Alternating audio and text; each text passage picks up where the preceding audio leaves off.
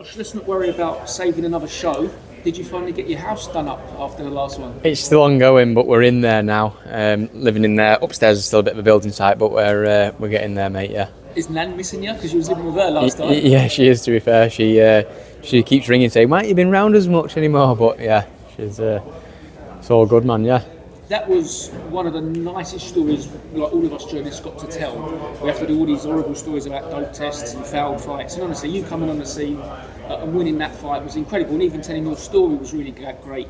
I think you're on TalkSport. I assume you did a couple of TV slots. Did you enjoy soaking it all up? Yeah, soaked it all up. Felt like a bit of a celebrity for 8 weeks, and obviously the couple of weeks after the fight, and then reality set back in. Obviously back to work. Doing the day job, back being Sparky, and fast forward to now, it's happened all over again. Yeah.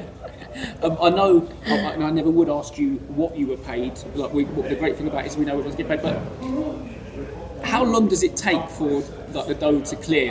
I'm sure you don't get a check anymore, or does it come in I just mean your life has changed, but does it come the next day? Does it come before you fight? No, it like I say, about a week. Right. On the last one. Do you just open the app and check? It's a quick invoice over to obviously whoever it is, and it's in your bank. Oh, you're all buzzing. Yeah, because I know your missus you said it's gone already. Yeah, we've used it. Yeah, it's come in handy to getting the house done.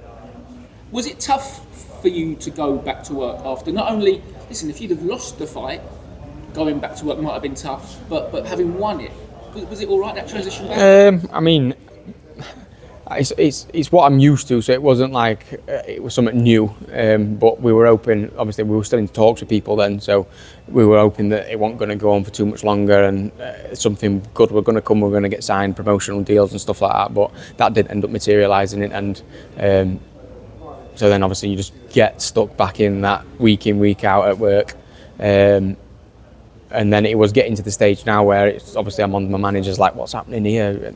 We're getting let down here, or this fight had come in and it's not really great and not really worth it. It's a bit of a step back, and is it the right step there? And it would literally this week, I think we had 3 fights all come in. They all seem to outdo each other, and then obviously this one come in, which is the pinnacle of the sport, if you say. I know it's sort of a cliche that fighters churn out about staying in a gym and staying on weight. How much have you had to lose to make your weight, or were you genuinely that? No, we've done it comfortably. Like I say, as soon as the call come in that night, we got straight on the phone to nutritionists who have got involved, and obviously who's out here with us now, to make sure that, hey, can we do it safely? Is this something that you'd be used to doing? He's like, yeah, not a problem that. If we get on it now, that's exactly what we did. Made the check weight at 1 o'clock, and that was the last piece to the puzzle to get done. Got that done, set off to Manchester Airport 1:30. The flights weren't even booked till that check weight were done. So how much have you had to get off? Not much, not much, a safe amount. Yeah. Why do you think it has been a struggle since September?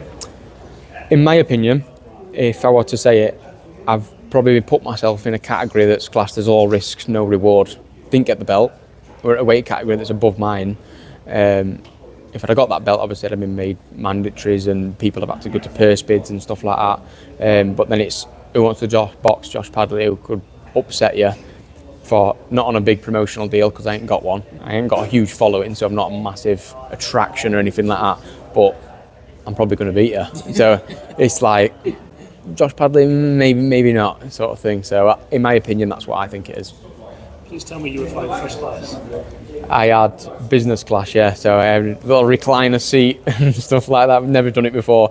Worst thing is though, obviously, with the strict weight cut and stuff, handing us a nice menu of what you could order in business class, and everyone's ordering it, and I'm having to say... Did the champagne glass come over? Yeah, the champagne didn't, but obviously all the drinks did, and I'm having to say, no, I don't want to say, like, why don't you want no food? And everyone's ordering nice food around me, and I've got my bottle of water and 2 yogurts. The last time, at least I remember you had the phone call where I was driving to the tip, yeah, and you had to let your governors know that you just had to go and do the presser. So at least they had a good few weeks to know. You've had to make the phone call now, what, Tuesday? And say Tuesday night, yeah. I'm not in work tomorrow. Well, I texted him, it was like say 10:30, by the time I got round and it had settled in, it was like 11, 11:30. I texted him saying, give me a call, mate, pretty important, because obviously I had 2 jobs booked in from him that day. Obviously, he rang me, we were up early that day to get stuff sorted, and he rang me saying, what's happened? I said, it's happened again, mate. He said, what? And I says, they've been on the phone. I said, I'm going to Riyadh tomorrow. And he says, obviously, not great for me again. He says, but don't knock your mate. He says, go and grab it.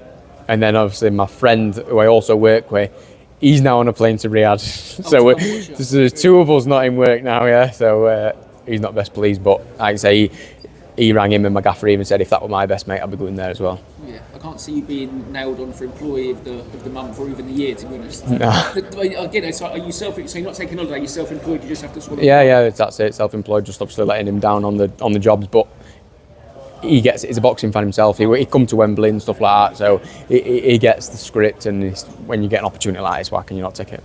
And when you did go back on site, and I'm sure your pals were supportive and having a laugh with you, but was there a few fellas maybe making a few snide comments? Nah, I suppose you're all up north. Everyone's nice up north.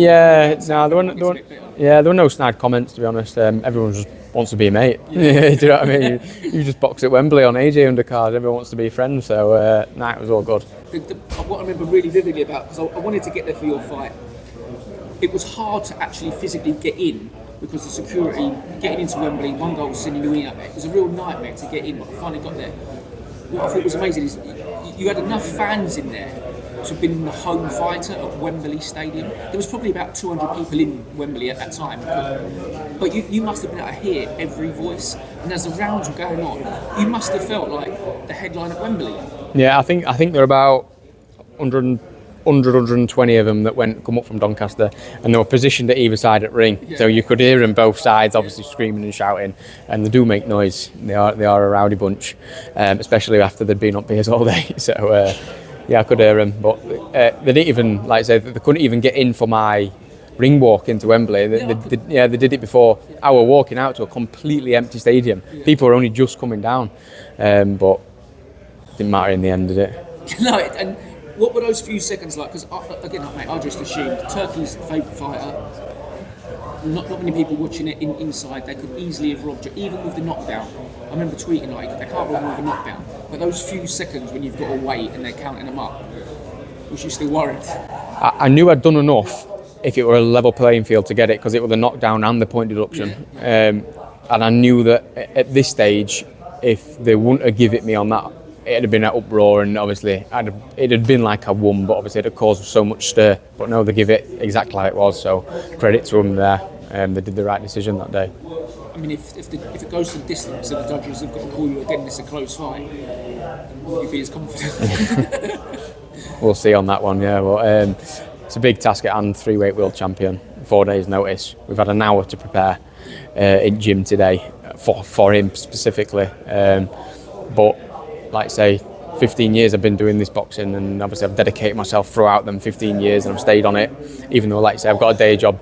Boxing is my priority, so that what my dream is now is obviously world title. You're going to grab it with both hands and do everything you can to get it, so that's the plan. When you're a tabloid boxing reporter, you are always guilty of overhyping stuff and getting carried away, but it would genuinely be probably one of boxing's biggest ever upsets. You know, we always drag out the 42-1 of Mike Tyson and Buster Douglas, but you know, Buster was overlooked, to be honest, fairly. But this would be something essentially unheard of. Like you said, a 3-weight world champion, a kid on every pound for pound list, and a lad who's had one televised fight and has a full-time job. Yeah, it'd be unreal. Like I say, this would be talked about worldwide from everybody on, especially like I say, what occasion to do it on, the best fight card ever. So yeah, it's all down to me and let's see how I can do in there.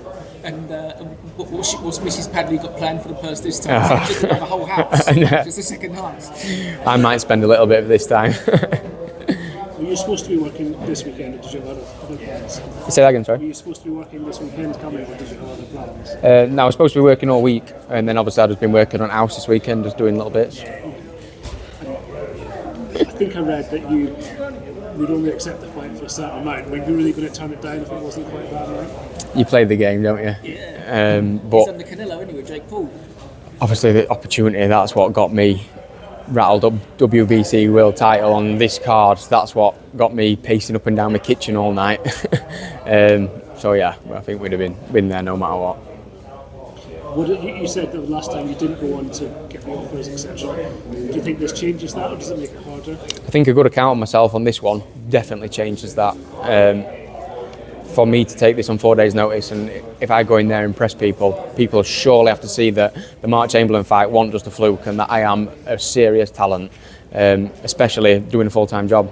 Imagine what I'm like if somebody did sign me and I did have a full-time thingy, camps and etc. Then what I would be capable of. When are you currently due to go back to work? Undetermined at the minute.